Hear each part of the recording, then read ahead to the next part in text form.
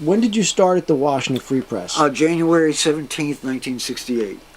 And you went to when? When did you stop with the Free Press? August 1969, and then I left and moved to Arkansas because I loved it so much, and I had been there previously, and I moved in with my old girlfriend the day I got off the train, and stayed there 14 years.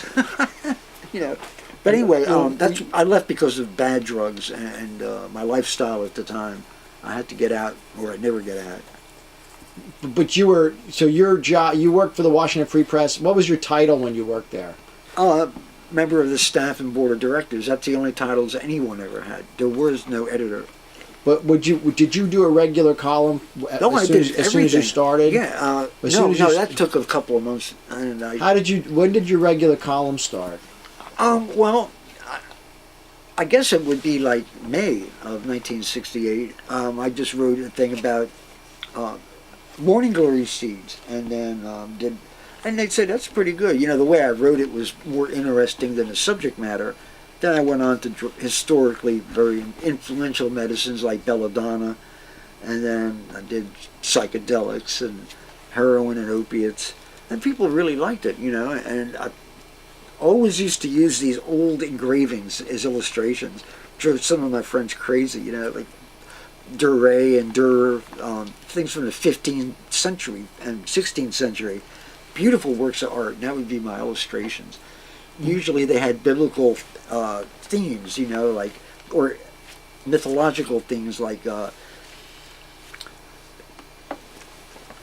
Sisyphus, the guy who had to roll a rock uphill. That was always one of my favorite images. Or Icarus, whose wings fell off when he flew too close to the sun, because they were attached by wax. That said a lot to me in the idea of conveying what a certain drug might do to you. And heroin, I used something that illustrated Dante's Inferno. It was rain of fire descending upon the heroin addicts who were naked and being burnt alive while also fleeing a storm, and they had been previously struck by lightning and drowned practically. And it was like biblical wrath, and I thought, that's the life of a junkie. You wake up and you're in hell. That's your life, So again, your column was called what? Fooman Zybar. That was it. Your column was just called Fooman Zybar. Right. That was it. And it was writing about the drugs. One particular one every issue. One particular drug every issue. Yeah. And that went on for how long? About 9 months or something. I see.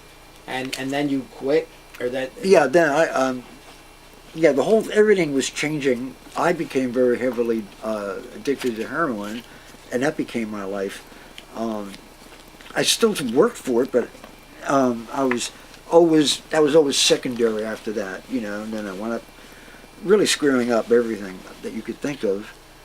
And my friends there gave me, instead of disavowing me, they tried to help me, and that really inspired me a lot, to do better. And to realize that your friends are the best asset you have. It's never money or material things, which I knew intellectually already, but emotionally to see that people could see the good in somebody else, and you want to spread that around. So that, even though I was really messed up and hit my low point, that inspiration, helped me get back to being a normal person again.